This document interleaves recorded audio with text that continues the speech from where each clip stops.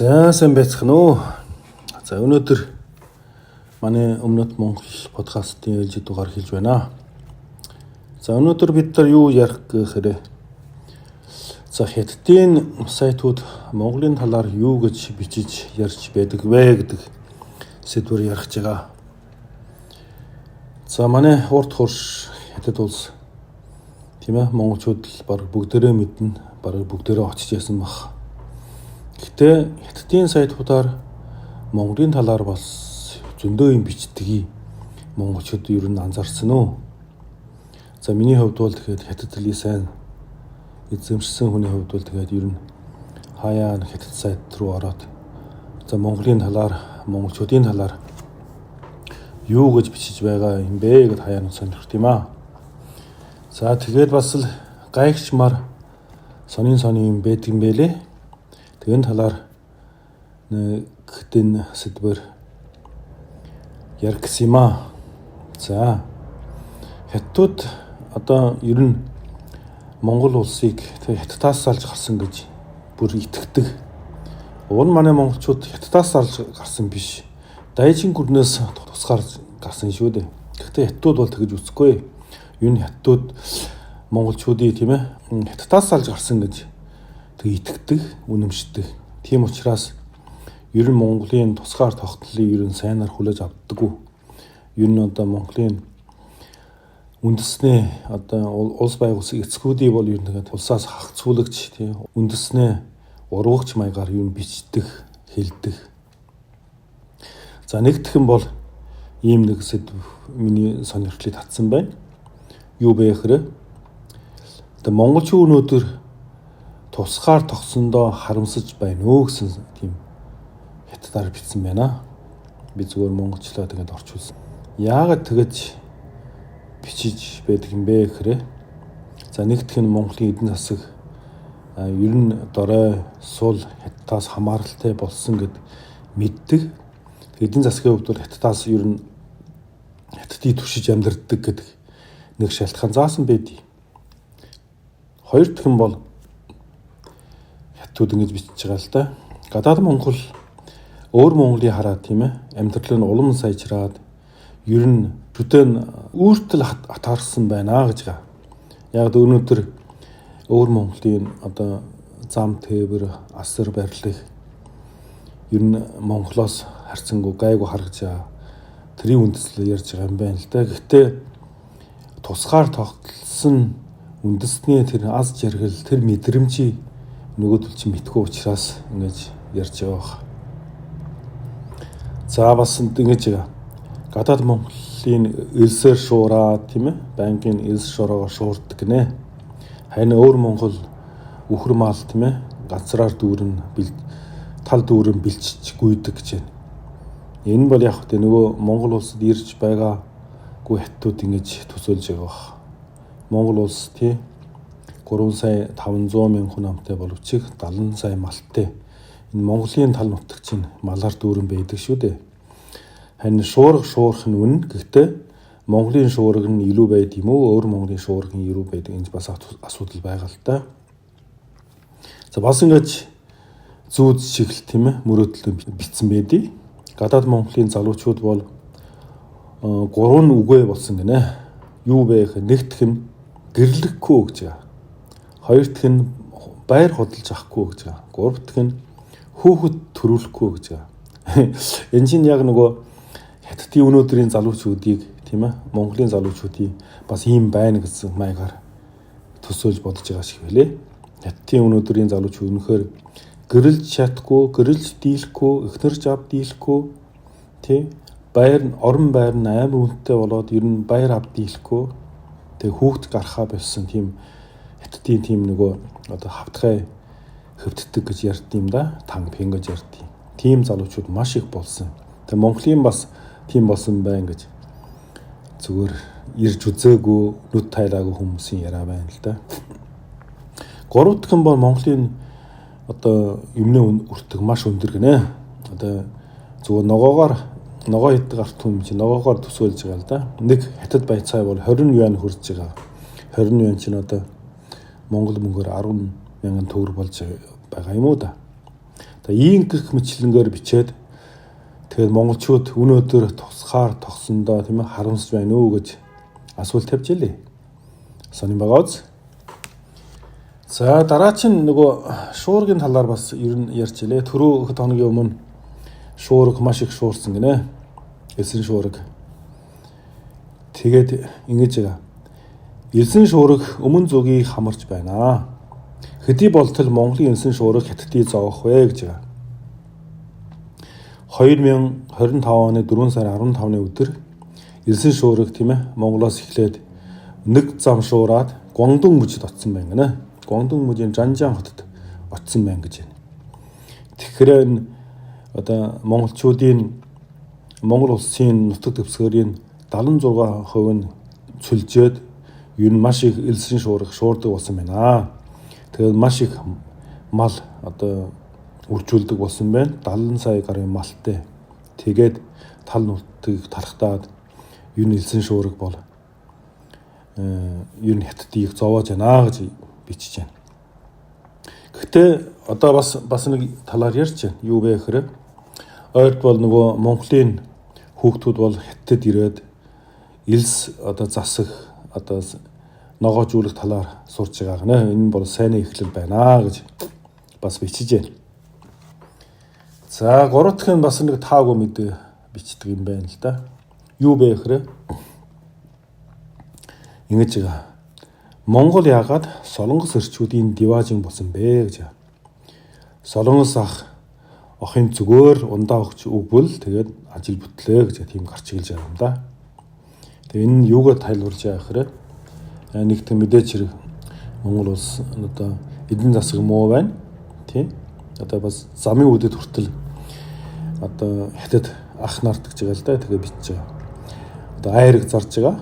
Одоо айрыг нь маш үнэтэй зардаг хямдхан биш. Гэхдээ айргаа авахд бас өөр бусад үйлчлэгөө хартан доор бичиж байгаа л да. Бас байх махдагөө гэж байгаа. Биеийн үнэлэх ярьж байгаа юм үү дээ. Тэгээ Улаанбаатар хотод бол 1000 гаруй тийм ээ том жижиг бар ажилтдаг. Тэгээд залуу охтууд бол тэгээд Монгол охтууд ганц бие Солонгос эрчүүдийг тэгээд танилцаа тийм ээ. Тэр охинд бол ганц хундах ариг авч өгөхөд бол тэгээд ер нь ажил бүтсэн байна гэж тийм бичиж байна. Тэгээд Монгол улс 100 сая 700 мянган эмэгтэйчүүдийн дотроос 19 мянган нь биеийн үнэлэгч байдаг гэж бичиж байгаа л да. Энэ үүний шалтгаан нь бол нэгдүгт нь бол Монгол улс бол эмэгтэйчүүд ихтэй эрэгтэй хүн цөөхөн гэдэг шалтгаан байна нэгдүгт нь. Хоёр дахь нь бол эдийн засаг муу, орлого муутай болсон шалтгаан болж байгаа. Гурав дахь нь бол одоо энэ хятад хүнээ бичснээр бол Япон, Солонгос тийм ээ тэр кино жижиг Монголд их орсон учраас ер нь сексийн талаар юу нээлттэй байдлыг үзэл баримтлал Монголд их маш их нэвтэрсэн байна гэж бичиж байгаа. За дөрөв дэх нь бас сонирхолтой сэдв бичдэг. Яг л Монгол улсыг туурах тусгаар болсон дэг маш их харамсдаг бас итгэж яддаг юм уу яа тийм маягийн одоо сэтгэл зүйн үүднээс ийм бичиж байгаа баха. Юу вэ гэхээр Монголын төрийн төв нь хаана байдаг вэ гэдэг. Одоо хятадаар бол жин тон гэж ярьдаг. Төрийн төв гэж би бол ингэж орчуулахыг бодсон. Тэгээд хятадын өвөр Монгол дөө, Монгол улс дөө гэж асуулт тавьж байгаа. Тийм. Энд бичиж байгаагаар бол Монгол улс бол тийм ээ дэлхийн цорын ганц Монгол хүний улс юм аа. Тэгээ Монгол хэл, Монгол дээл тийм ээ бүх юм байдаг.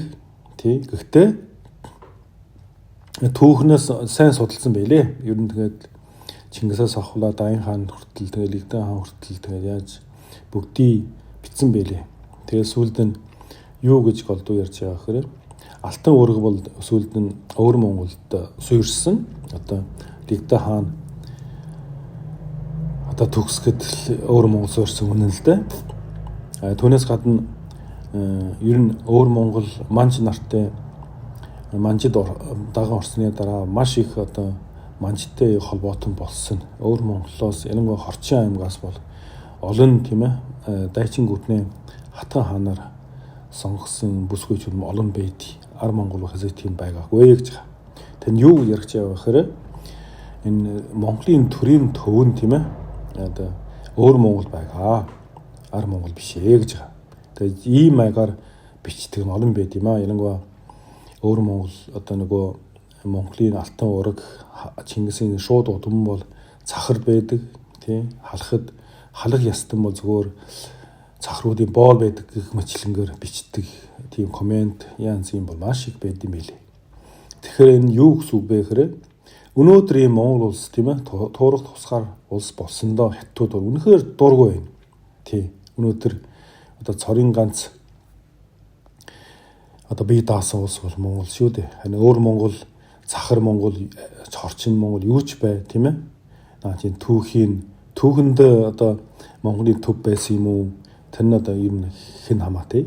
Одоо өнөөдөр бол дэлхийн Монголын төв бол яхааргүй Монгол улс шүү дээ. Энийг бол хятадууд бол ер нь одоо тэгээд байнга энэс өхөд яраад тийм ямар бодолтой хэн хүнд ойлгомжтой л да. За бас нэг сэдв бол юм байна. Гадаад монголчууд яагаад тийм ээ хятадын эсрэг байдаг вэ гэж байгаа. За энэ юугаар тайлбарлаж байгаа гэхээр бас эдийн засгийн талаар тайлбарлаж байгаа да.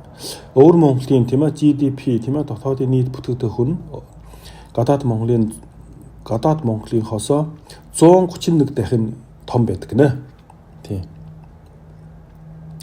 За нэгтгэх нь эдийн засгийн шалтгаан одоо нөгөө өөр Монгол баян болсон гадаад Монгол хоцорсон байна. Тийм болохоор урт зүг дургу гэж байгаа.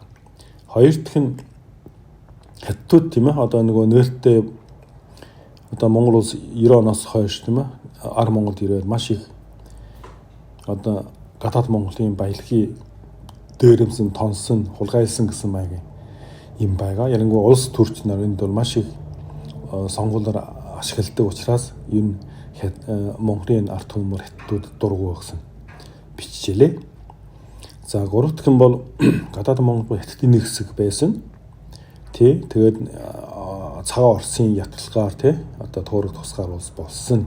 Тийм учраас гадаад монголчууд хятадд бол маш их бодлоонтой ханддаг. Нэг талаар бас дотносох сонирхолтой, нөгөө талаар бас дотнос чадахгүй хятадд одоо идүүлэхээс айдаг гэсэн тиймэрхүү юм бичээлээ. За бас нэг мэдээж хэрэг өөр Монголын ард иргэдийн амьдрал нь үнэхээр сайжирсан байна. Амьдрал улам сайжраад байдгийг. Харин гадаад Монголын иргэд тийм ээ өөр Монголын ах トゥ нараа хараад тийм ээ гэнт одоо ядуу одоо саданг нь баярлсан нэг хорсдох тиймэрхүү атгархдах тийм маягаар бас бичиж байна. Тийм. Дараач юм бол хятадын эдийн засгийн одоо томорсон одоо хөөрсөн хүчрэх болсон нар монголчуудын юу найдсыг их төрүүлж байгаа гэж байгаа. Тийм учраас гадаад монголчууд тийм ээ хятадын эсрэг ер нь тийм байд юм аа гэж байгаа. За дээр баах уран маран одоо ховор элементийн тухай монголоор нэг ярьж ял та. Тэгсэн хятадууд бас энэ талаар бас бичиж байгаа. Юу бэ гэхээр Америк нэгдсэн улс энэтхэх Европын орнууд Монголоос тийм ээ ашигт математикийг хэрхэн төвөрлөдөг вэ гэж байгаа. Тэр нь цаана утга нь юу бэ гэхээр бидний зөвшөөрлгүйгээр гадаад монголчууд уул уурхайгийн ашиг математикаа гадагш яаж гарах юм бэ гэж байгаа. Тэгэхээр энэ дөр бол Монголын 3 дахь хөршийн бодлогыг бол хөндөж байгаа. Маш их дургүй илээ. 3 дахь хөршийн бодлого бол Монгол улсын хувьд маш их зөв учраас хятадууд маш их дургүй үздэг юм билээ. Гаргаж байгаа үндслэн бол Монгол бол ерөнхийдөө хоёрхан хөрштэй. Урд талд нь хятад, хоёр талд нь Орос. Тийм ээ. Худалдааны 60% нь хятадтай хийдэг, 6% нь Оростой хийдэг. Энэ хоёр нийлээд бараг 3.2% эзэлдэг юм билээ. Тэгэд яагаад тийм ээ энэ хоёр хөрштэйгээ тийм ээ одоо эв түнжинтэй найрамдалтай хийхгүйгээр заавал 3 дахь хөрш гэж тийм одоо бодлого явуулаад тэгэд л одоо өсөж хараагаа тийчлээд идэм бэ гэсэн тийм санаа гаргаж байгаа л да. Тий, голдуу Америк хэл шүмжилж байгаа. Америк бол голдуу Монголыг тий гадаад хөршийн 3 дахь хөршийн бодлогыг дэмжиж байгаа ган үндсэн бол юу н Хятад Оросын голдон тийм ээ нэг цэг болгох тийм ажиглах цэг тийм ээ нөлөөлөг одоо бяцхан бааз болгох тийм сонирхолтой гэж. Түүнээс биш Монголд бол Америкууд бол уурхай сонирхтой юм төвч байхгүй гэж бичиж байгаа л да. За бас нэг монголчуудын их дургу хөргөдөг нэг сэдвээр хятад сүүлийн үеийг бичдэг байсан юм аа. Ливбан гэж одоо Хятадын хан улс чинь одоо манай Монголын хөнөө гүрнээ үедээ эн зэрэгцэж тийм ээ одоо эзэн гүрэн байгуулсан улс юм л да. Тэгээ нэг анхны одоо хаан бол Ливбан гэдэг тийм хулгайн гаралтай хүн байсан. Тэгээ энэ хүнийг бол тийм ээ одоо Чингис хааны өвгдөөс магталтай ер нь их ярьдаг бичдэг болсон байлээ. Тийм. Энэ нь бүр шинжлэх ухааны генетикийн судалгаагаар ярьж илээ. Фудан их сургууль, Фудан чинь одоо нөгөө Шанхайд байдаг их сургууль. Тийм. Фудан их сургуулийн профессор генетикийн шинжилгээгээр Чингис хааныг тийм ээ хан улсын эзэн хаан Ливбангийн удмын хүн мөн болохыг баталсан гэх тийм гарчигтай нэг зохиол байдаг юм байлээ. Тийм. Энэ нь бол юугаар гаргасан бэ гэхээр нэгдэх юм бол Германы эрдэмтэн тийм ээ Монголын одоо хятадын язгууртны болшноос тийм одоо шинжилгээ хийсэн байна л да. Тийм. Одоо юу гэдгийг Y хромосом тийм ээ Y хромосом дээр чинь OF155 гэсэн тийм ген одоо юм байна л да. Тэр нь Германы эрдэмтэн тэгж шинжилгээ гаргасан байдаг гинэ. Энэ нь би одоо үнэхээр тийм байсан үгүй би сайн сонирхоогүй цаашлаа.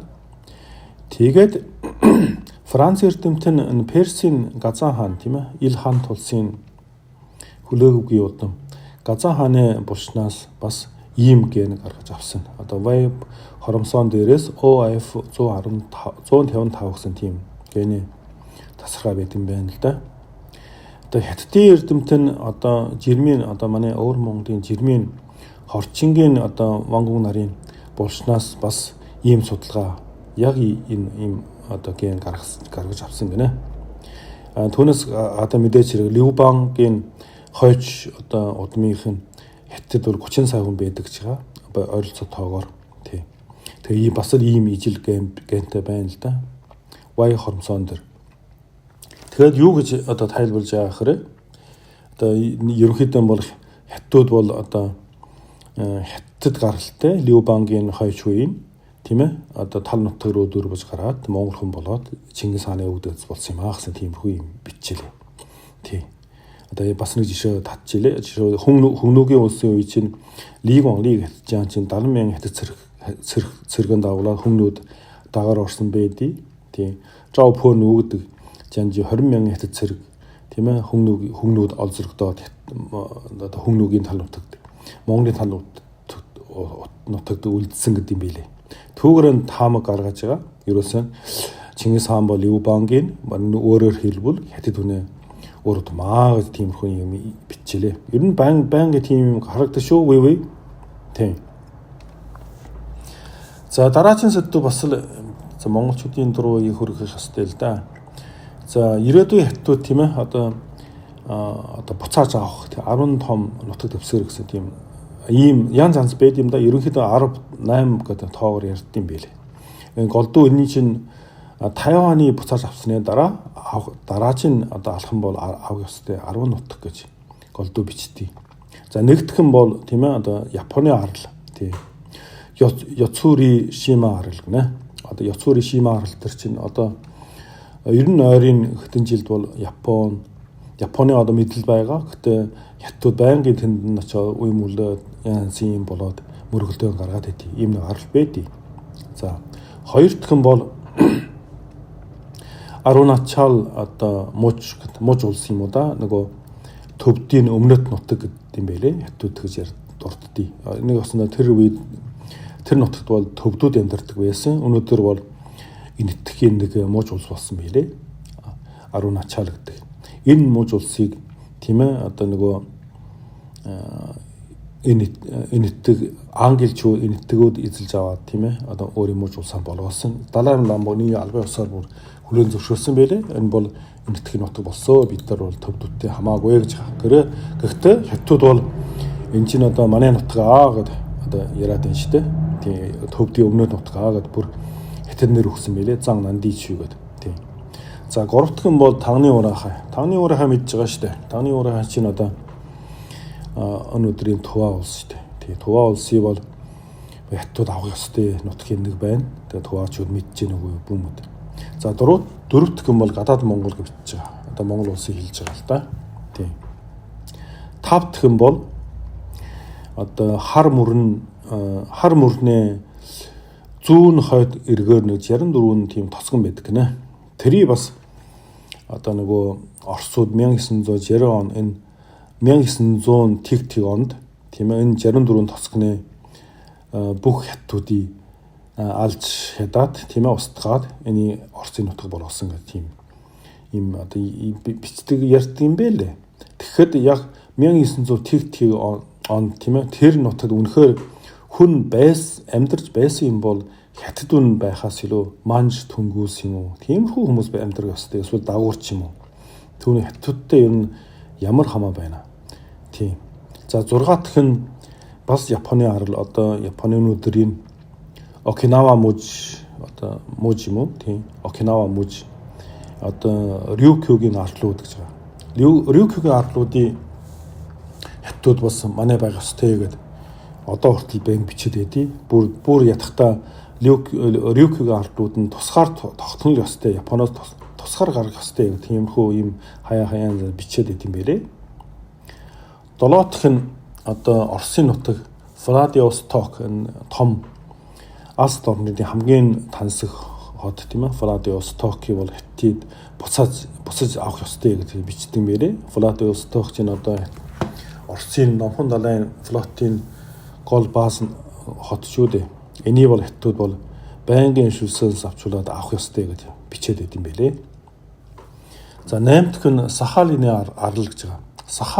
Сахалины арал чинь одоо уурн тэнд одоо ер нь хятадууд амьдарч ясан түүх бол төж байхгүй.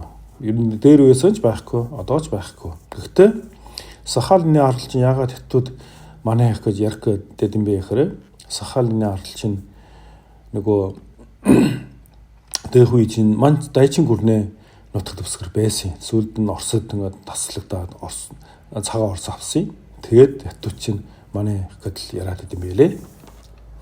За 9 дэх нь бол гадаад баруун хойд нутаг гэж байгаа. Гадаад баруун хойд нутаг гэхээр ер нь тэгээд хятадын өнөөдрийн Шинжангийн нөгөө Дунд Азийн дагаа нэг зурвасгын нутаг байт юм бэрээ. Тэр нь Орос, Казахстан, Киргизстан, Тажикстан, Афганистаны нутгийг бүгдийг энд хамрагч байгаа. Ер нь тэгээ нэг нарийнхан зурвасыг Оросууд булааж авсан. Одоо 5 улс хуваагаад авсан гэдэг бичээд яриад идэм байлээ. За 10 дахь нь бол бас энэтхэгийн нутгаас авах тийм санаатай. Махмахон шугам гэж байгаа. Махмахон шугам чинь одоо 1970 онд билээ. Тэр нэг Английн нэг сайд энэ шугамыг зурсан л да. Энэ урагшаа нутгийн тийм ээ. Одоо өнөөдөр бол энэтхэгийн мэдэл байгаа. Энэтхэгийн нутаг болсон. Ингэсэн чинь хятадууд энийг авах ёстой гэдээ бас яриад байна л да. Ер нь бол тэгээд хятадууд эргэн тойрон бүх улстайгаа тийм ээ. Бүр авах гэж байгаа биш үү? Энэтхэг, Орос, Казак, Киргиз, Тажик, Афганистан, тий, Япон, Монгол тий. Тэгээ бүгдийг л тэгээд авах ёстой гэж яриад байна. Одоо ойрд бол өмнөдийн хятадын Тэнгис гэж ярьж байгаа шүү дээ. Тэнд бол Филиппинтэй нэг хоёр хятад арлыг байнгын булаацталтаад мөргөлдөө гаргаад идэв шүү дээ. Тий. За өнөө маргаашгүй хятадууд Тайван руу ер нь цэрэг оруулах магадгүй. Гэхдээ Тайван чинь одоо далайн хоолойны цаана байгаа учраас далай гатлаад Тайваны эзлэхэд үнэхээр чансаа хүрэх нь үгүй юу асуудал байгаа л да. Тий. Гэхдээ хятадууд бол олон жил бэлдэж байгаа. Бараг л 49 оноос хойш энэ жил одоо ч хэдэн жил болж байгаа. Тий. 80 жил болж байгаа үстэй. тасралтгүй бэлдэж байгаа. Цэргийн зэвсгийн хүчээр байнгын сайжруулаад тийм ээ. Чадвал одоо чадхгүй бол хулгай хийгээ, чадвал өөрөө судлаа. Тэгээд маш их цэрэг зэвсэгтэй болсон. Тэгээд Тайваны асуудал утгагүй нэг дэлхийн анхаарлын төвд орох хоо бодож байна. За, ер нь Хятадууд бол тэгээд манай хөрш улс тий манай одоо Монгол нутгийн ихэнх хэсгийг өөртөө тасдаж аваад, уусгаагаад, геноцид явуулаад зогсохгүй бас цаана арай чүүгээр үлдсэн тийм ээ хэдэн Хятадын асарбугаас гарсан хэдэн нутгийг бас л буцааж авах гэж зоох гээд байн яриад бичээд байдаг шүү дээ.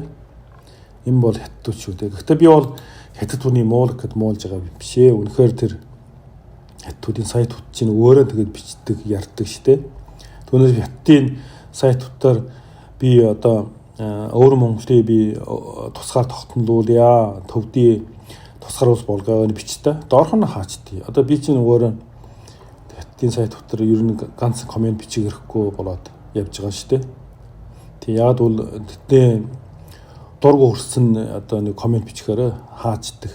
Одоо миний комент бол ерөөсөн бичиж чадаа олон жил болж байгаа. Тэг уншиж болж байгаа. Тэг харин бол одоо бусд улсыг бусдын тусгаар улсыг бусдын улсын нутаг дэвсгэрийг бид авах ёстой гэдэг илэн талангуу бичээд яриад явж байгаа гэдэг чинь асуудал байдаг байхгүй юу? Тэг өнөөдрийн Тайваны асуудал бол ер нь одоо Монголын ч биш, Оросын ч биш, одоо Японы ч биш, ер нь Хятадын асуудал байхгүй юу? Хятадууд тийм ээ бусдын нутаг руу өнгөлцөхгүй тийм бусдын нутгийг авах манайх гэдэг дайраад ингээд тэнэгтэй яахгүй бол ерөн дэлхийн сайхан болно л доо. За өшөө юм байгаа л доо. Одоо энэ өдөр одоо ингээд завсарлаа тий. За анхаарал тавьсан баярлалаа. Баяртай.